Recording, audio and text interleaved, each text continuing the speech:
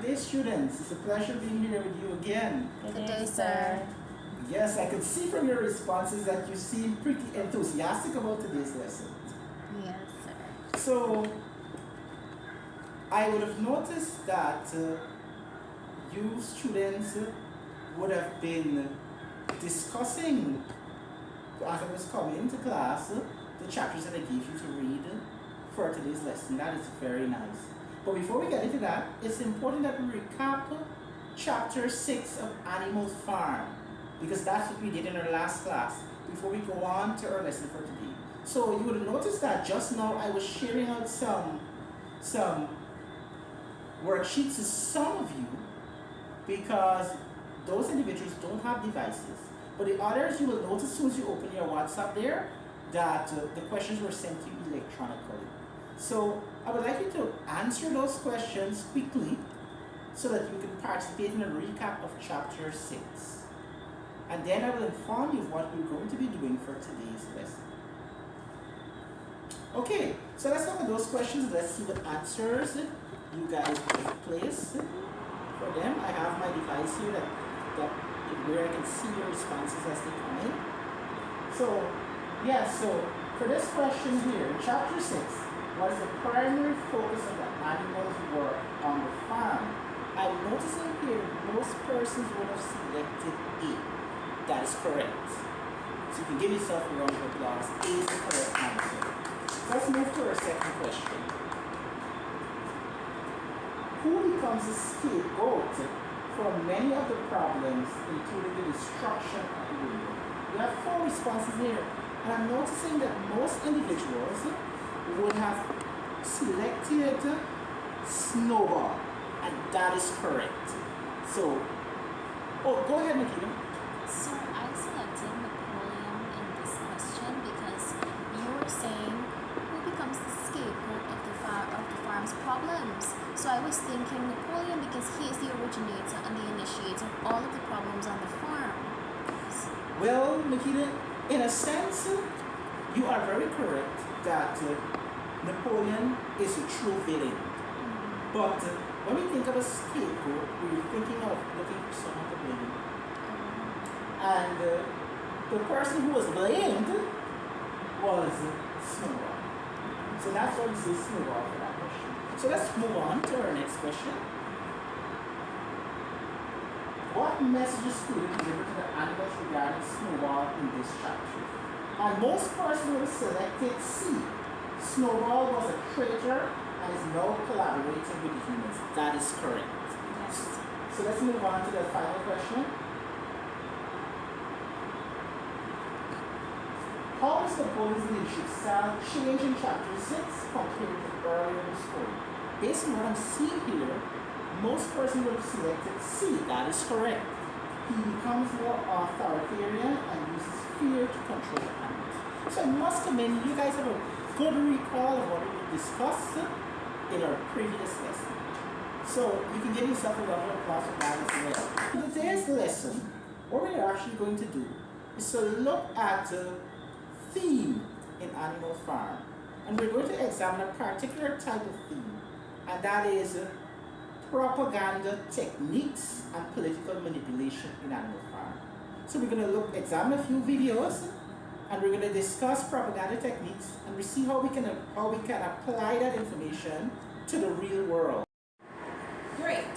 So now we'll be looking at a brief video that will point out some of the propaganda techniques and tactics that were used by Napoleon in the novel Animal Farm. So I just want you to pay attention because we'll be asking and answering some questions and having a discussion about the techniques that were pointed out in the video thereafter. 1.10 Obey propaganda. I'll watch them. If you want to get people on your side, you need 2 things. You need to put a message out there, and you need to control where it goes. I don't get the whole mustache with it either. Those did this with the Russian newspaper Cloud Dot, and with posters and messages spread around the country. Corporations go with ad agencies and PR firms. Napoleon did it with Sweden. All of this is propaganda. Great. Good. So did you guys enjoy the video? Yes, it's very interesting. Great. Would anybody like to suggest something that stood out to them from the video or one of the propaganda techniques that you observed? Well, bully your enemy. Bully your enemy. Okay, let's take a look at that.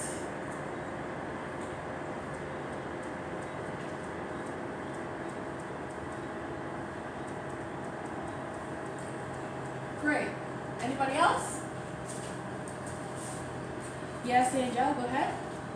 Another one that I noticed was that he used fear as a way to control animals. He used fear. Yes, he did use fear as a method to control the animals. Okay, let's take another.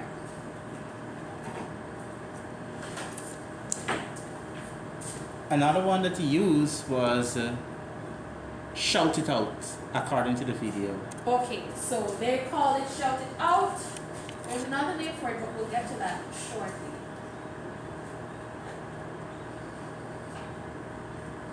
Good. So let's look at bully your enemy. That's what they refer to it as in the video. However, the actual name for it's called scapegoating.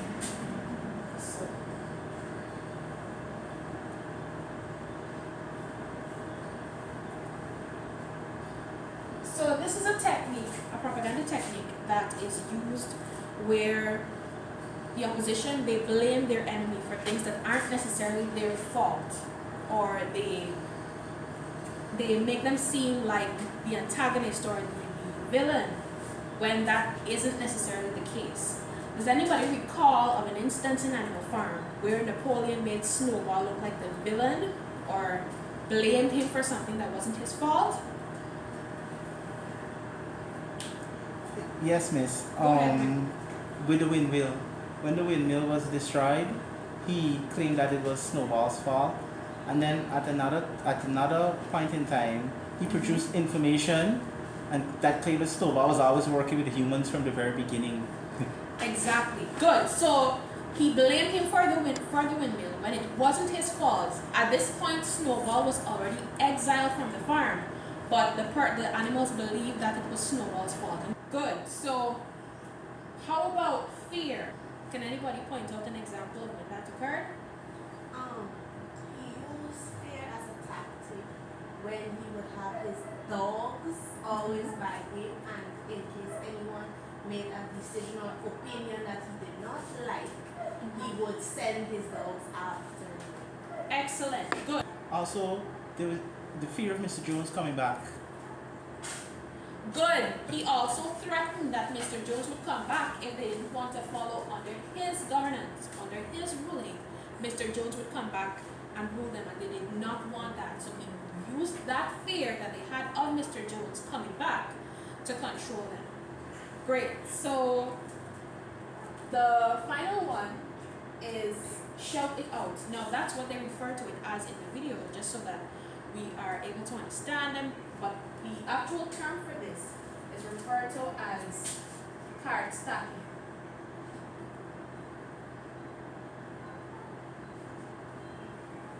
Good. So card stacking is basically, to put very quite simply, it's when you stack your cards in your own favor, or you present information in such a way where it makes you look good and makes your opposition look bad, right?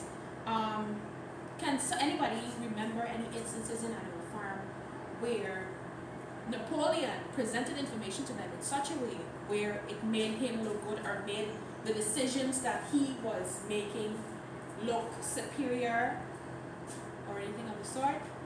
Go ahead. Yes, miss. The animals were experiencing food shortages, yet Napoleon had Squealer present numbers to show that the farm was actually doing well. Excellent example. Great. So he presented the information in such a way where they thought, oh, he's actually a good leader.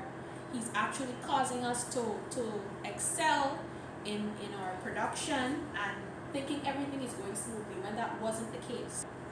Great.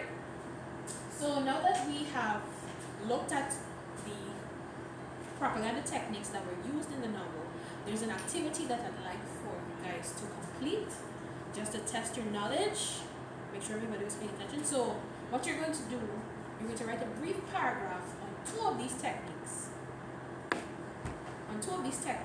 And you will write also real life examples of what happened. So not just in the book, these happen in society. So you'll go ahead and write that. Okay, great. We've had a wonderful lesson today. I really appreciated our discussion and our activities with respect to Animal Farm. So, at present we're at a conclusion, and I will notice that some of you would have taken out pictures of your posters, your propaganda posters, and sent to me so I can display for the class to see. So let's see what some of these look like, so your friends can see your posters. So this is an interesting one, alright? Long live Animal Farm. I really appreciate the creativity of this poster here, and your group members. You guys Thank you, sir. They did a wonderful job, right? And your explanation on it as well was spot on. So let's see another one of these posters. Right? Yes. He will return unless we unite. Of course, we know that this poster was to instill fear. Show how propaganda can be used to instill fear. The fear of Mr. Jones returning. Yes, sir. Let's see another one. Alright. Now remember, there was elections on the farm, and Napoleon was the only candidate because no one else was brave enough to resist him. So this poster shows vote for Napoleon, and you have his dogs here.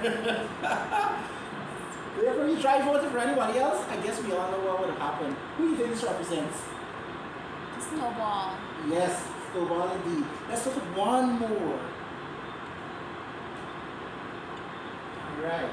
So this is an interesting one. Join Comrade Napoleon to stamp out humans.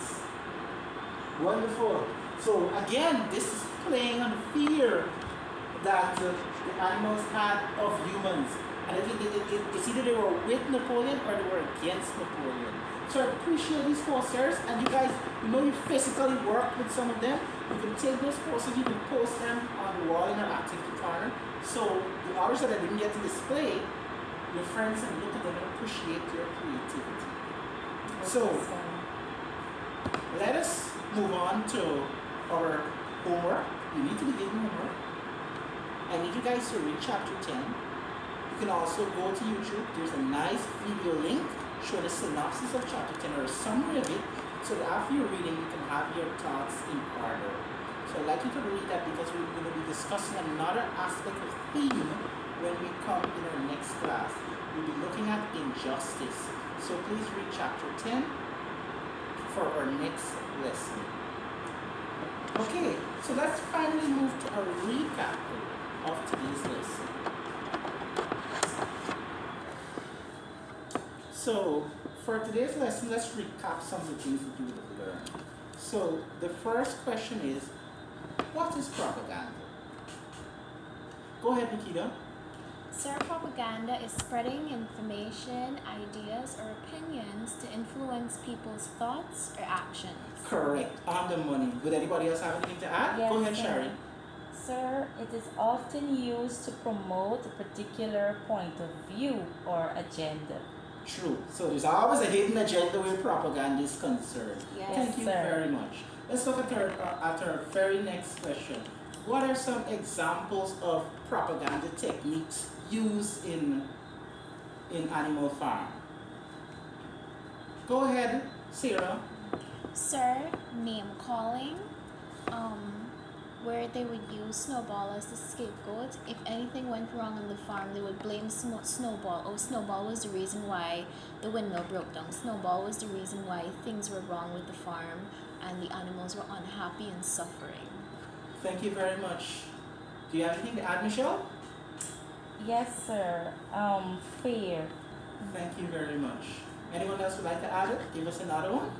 They would misinform the animals using false documents saying, okay, it's this way because of this, and they would use false documents to prove certain things on the farm, why things are happening the way they are happening. Good. That is correct. So, our final question, what is the effect of those techniques used by the pigs? Go ahead, Makita.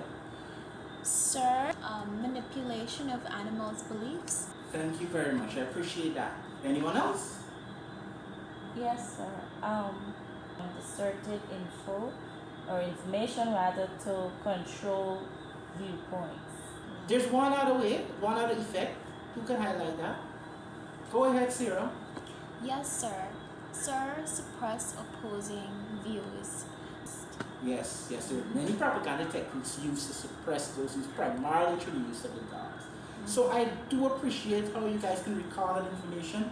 It was wonderful. I do appreciate your attentiveness for today's lesson, and I look forward to a similar engaging lesson in our next class. So thank you. Until then.